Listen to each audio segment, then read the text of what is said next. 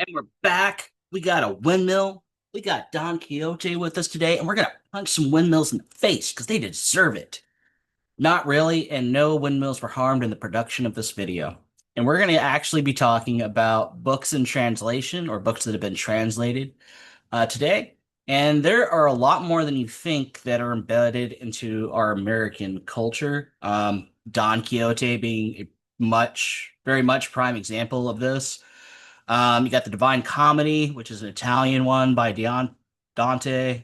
The Count of Monte Cristo by Dumas. Crime and Punishment by I'm gonna butcher this. I'm gonna get blasted in the comments. Fyodor Dostoevsky, Lee Tolstoy with Anna Karenina.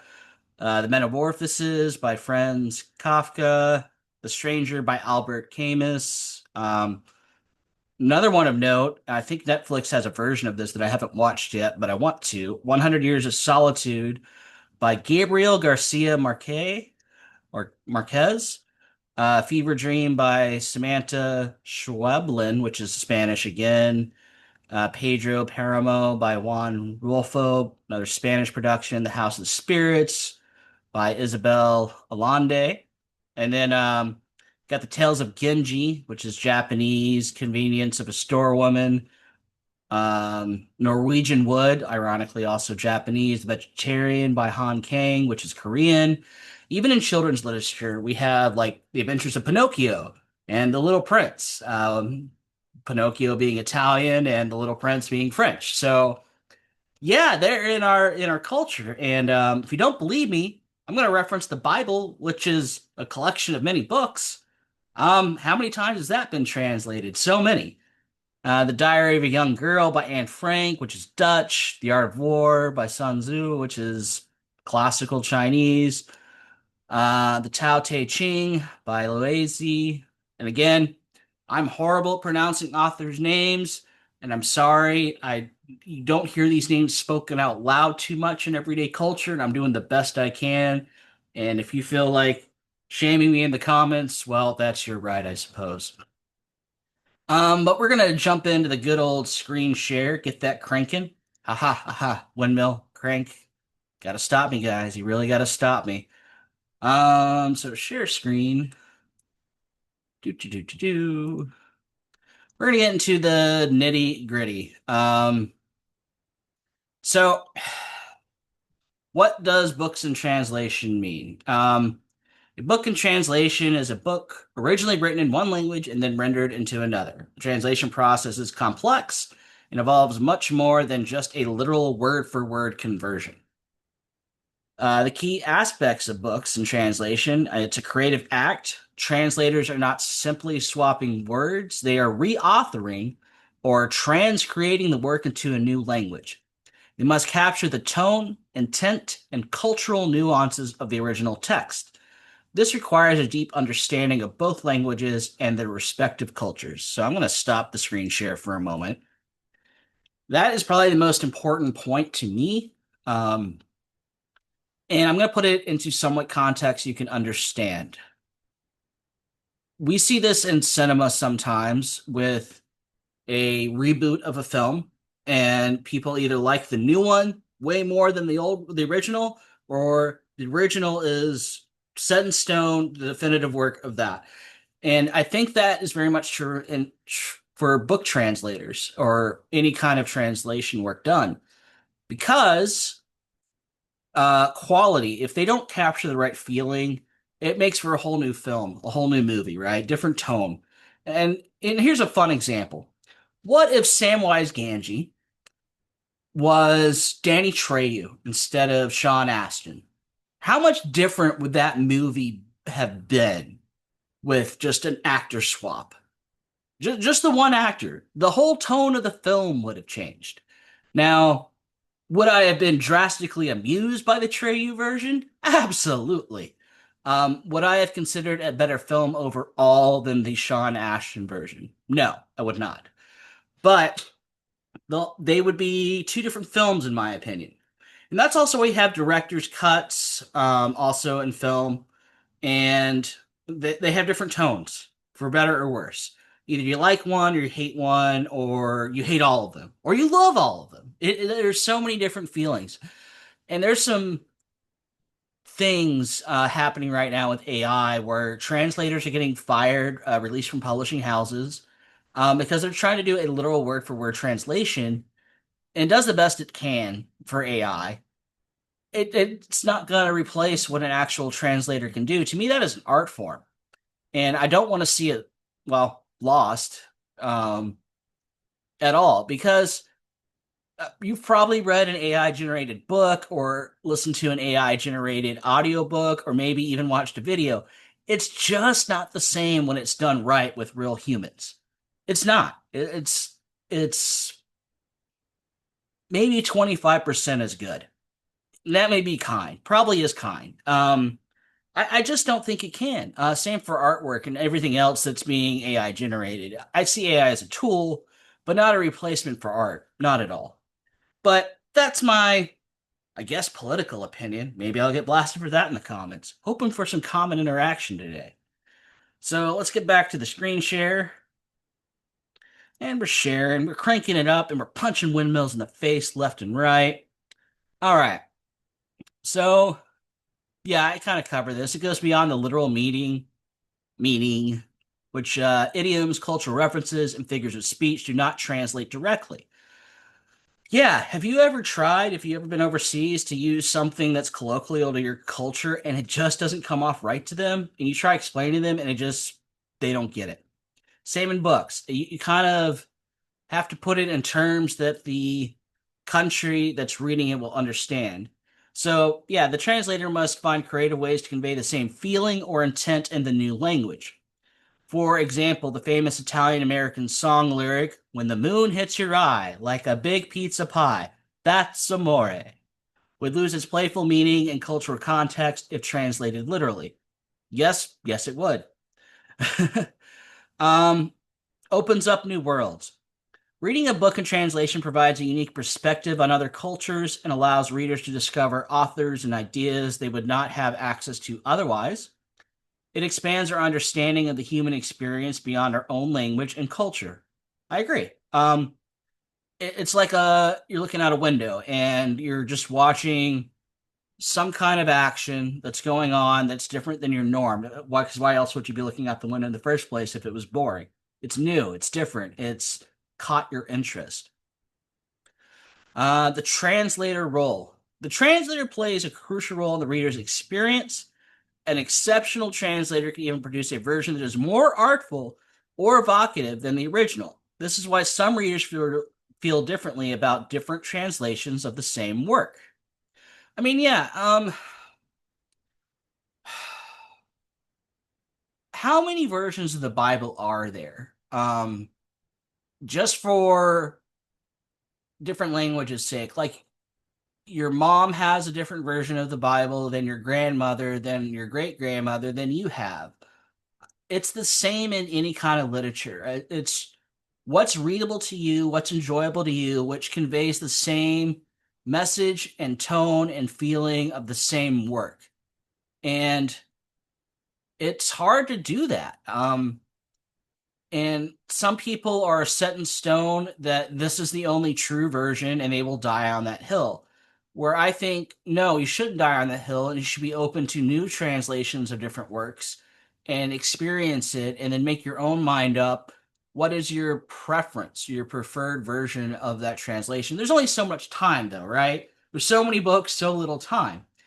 And there's only so many translators, but 2 million books come out each year, all in different cultures. And how many are actually translated to ours, the United States, American English? A very small sampling, honestly. So, but don't worry, we're going to go over some resources, and I will put these in the description notes for you guys to look up in your own time. I also plan on doing some dedicated deep dive videos on how to use these tools, not only for books and translation, but what the tool overall can do. Just, yeah, like I said, a deep dive of it. Last bullet point here, it's not a genre. Translated literature is a category, not a specific genre. Works in translation could be any genre, from literary fiction to popular science fiction. I agree. So you can have a Spanish literature, that is a genre to me. That is science fiction, also a genre. But you can't say translation, French science fiction, translation, blah, French version science fiction. It's not its own little subcategory. It's just science fiction. Now, will you see some cultural difference between like a Spanish science fiction and a French science fiction versus an American science fiction work? Absolutely. But at the end of the day, the genre is indeed science fiction. It's just how it happens to have just little flares, nuances of the different culture. Sometimes, maybe not. Because if you're talking about cyborgs in space, well, I don't know, other than maybe we see a patch on the astronaut's arm that says they're from Canada or Spain or Australia, but it's still about androids in space. It's science fiction, folks. Yeah. So as I was digging up info for today's video, just to get a better explanation, I found this interesting. So a professional Japanese translator here. This is from Reddit. Despite what you think, there's some interesting things on there. I think I can probably shed some light on why this is. I mean, the question was just about books and translation, but he's talking about from an industry standpoint, which I find interesting. Entertainment media pays the worst of all translation disciplines. So movies, right? Or television or any kind of things that involve visual. He now works in automotive as a technical interpreter translator, and my pay is now literally triple what I used to make as a freelance translator doing subtitling for movies and TV translations for light novels, etc. Most of the more skilled, experienced translators gravitate toward medical, legal, automotive, etc., because legal documents are boring, but they pay the bills so much easier. We unfortunately live in a world where Netflix or Hulu, etc., want your translation and they want it right now, and they want it for almost nothing. Regardless, there are any number of new translators or fresh graduates willing to give them that just because translating anime sounds fun, even if an experienced translator does not get a hold of the project. We literally have enough time to give our best attempt at a first pass. Because we are ultimately paid pennies on the program, a minute, a character, so quantity tops quality every time if you want to eat food. Man, talking about starving artists. As I said, this is like an art form. The landscape for how we as humans interact with media has drastically changed with the advent of ebooks, streaming, etc. On the one hand, it is great that we have so much more access to entertainment in general. On the other, it is regrettable because the days of having a true scholar like Royale Tyler meticulously taking the time to dissect a work and fully polish a faithful translation are exceedingly rare in 2023. And we're talking about this in 2025. So, yeah, I'm going to stop share again just for a moment. So these guys work really hard, and they try to give their best work, and they're paid very, very little for it. And it's for our entertainment, our benefit. Now, is this our fault? Yeah, maybe. I mean, books have a price point, right? So if we want to pay someone to work on it, prices for that work per piece for the publishing house to make up their money does have to go up. But I would pay up for a book if it brought me enough value and entertainment versus a rush job just to get it done. And same for any media. I will pay more money for a better experience. Now, if you're on a budget, I can't really speak to that, but I'm assuming you too would want a better experience overall. Maybe you have to save up for it. But I'm okay if the price of books go up if I get a better reading experience. Bottom line. Um, do I want to overpay? No, but I don't think I'm overpaying here because those guys work really hard. Same for illustrations in a book. That causes the price of the book to go up because artwork costs money. Translating a book costs money. Putting it in a fancy gilded ribbon, silk and pages costs money. All these upgrades cost money. But for getting a book just translated, a good solid the body of the text, because books is about reading. So text is probably the most important part. I want it done right. I want it done correctly, and I'm okay with paying these guys more money. Again, I don't think they can be replaced by AI as of yet. I don't want them to, because I want the artistic flair of the translator to be there. And I don't think it's reproducible in technology. So, yeah, I mean, I know I'm getting on my soapbox here, but it's a shame. It really is, because I just want more works to come through that I haven't read that are true gems that are a terrific reading experience for both myself, you, and the world. So let us crank up the screen share again. Share. Haha. More windmill jokes. Cranking. Haha. Um, so what are some good resources for books and translation? There are a lot. You can find translated literature through dedicated publishers, online databases, literary journals, independent bookstores that specialize in international and small press titles. Many resources offer reviews and context, which can be essential for discovering new works and evaluating the quality of a translation. Publishers. Dedicated publishers focus on translated works and are excellent starting points for discovery. Deep Valley Publishing. Again, I'm going to put links for these in the description. A Dallas-based press specializing in books and translation. It's probably selecting this because I do live in Texas. Open Letter Books, an independent press from the University of Rochester that publishes 10 titles of world literature annually. So these guys are cool. They pick 10 books for the entire year that they're going to translate over for us silly Americans to read and either go yay or nay. But I'm going to let you know, these guys consider success very small. They're not looking for Harry Potter success. They're looking for maybe 1 to 3,000 copies to sell. That's a good day for these people. But again, they pump out just 10. So they're focusing more on quality. They make their selection however they do that. And that's what comes out annually. Good website, by the way. Amazon Crossing. Amazon's translated fiction imprint, which publishes a variety of books from different languages. I'm not the biggest fan of them, but that is an option. Archipelago Books is a nonprofit publisher of international literature. New Directions, a publisher that has been bringing foreign experimental literature to English-speaking readers for decades. These guys are pretty good as well. Independent presses, many of which are represented on the community of literary magazines and presses, which is CLMP is the acronym website. Also publishes translated works. Online resources.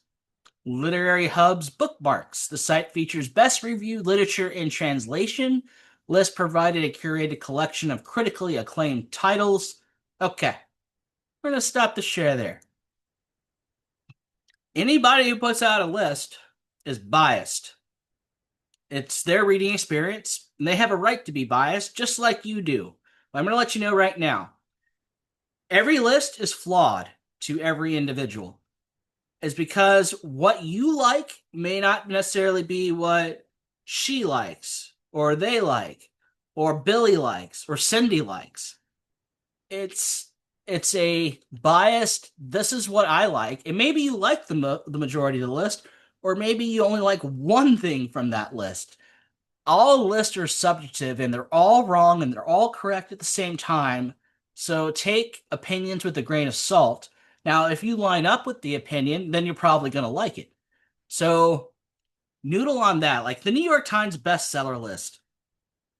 It's got some things I like on them. It's got some things that I have no inkling to ever read on them. Same for Oprah's book club list or a Martha Stewart book club thing or anything else. It's very opinion based. So let's crank the screen share, punch another windmill in the face. Bam! Punch. Haha. Take that, windmill.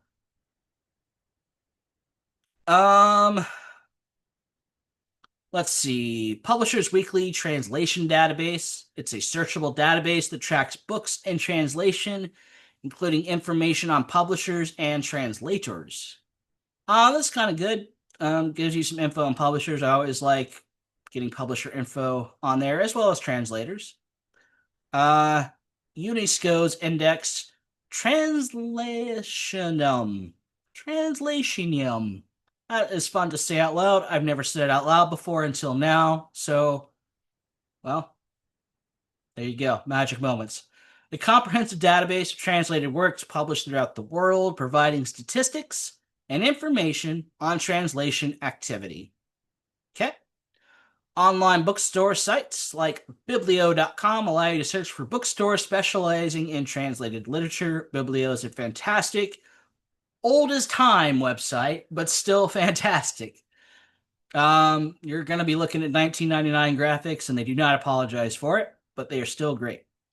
Literary journals and magazines. Words Without Borders. Ha ha ha ha. Pun. They did a pun. It's like Doctors Without Borders, but words. I like it. An online magazine dedicated to publishing translated literature, often featuring essays and stories from around the world.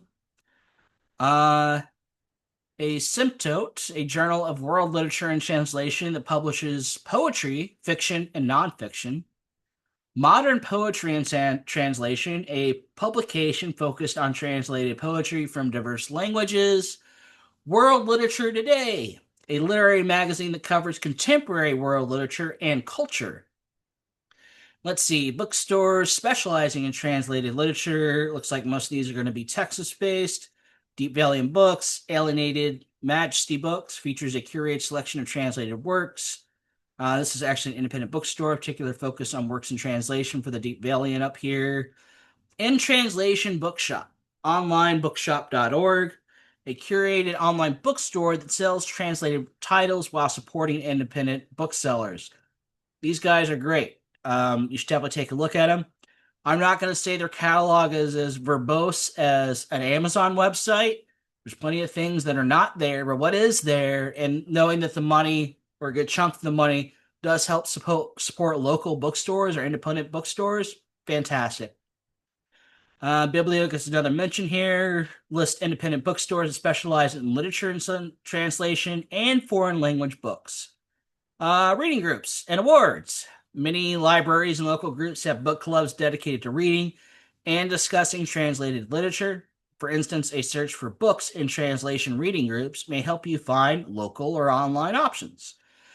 Yeah, even my book club that I'm going to be starting, there's going to be books in translation. We're certainly going to mention that aspect in the discussionary things that come up with the works that we read on along these veins. National Book Award for Translated Literature. This annual award recognizes literary works translated into English and is an excellent resource for finding high-quality acclaimed books. Again, they're going to be biased, which is okay. It's their picks for their biases. If you line up with it, cool. If you line up with 4 of them, cool. If you wind up with none of them, also cool. Make your own list then. Let's go ahead and stop the share. Yeah, I think that kind of gives you an idea. There's more to it than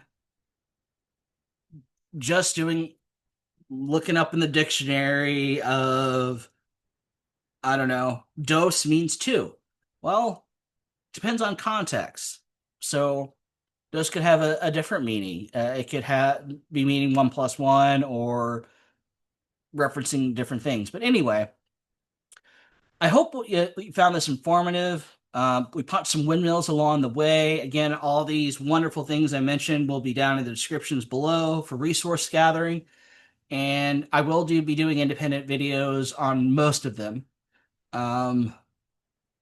And yeah, if you like what I'm doing here, feel free to sign up for the Patreon.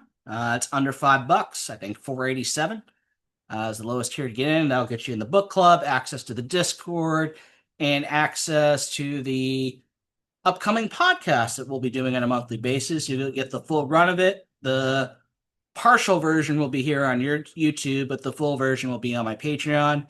I do appreciate you taking the time, and I hope you explore some more books in translation. Have a good day.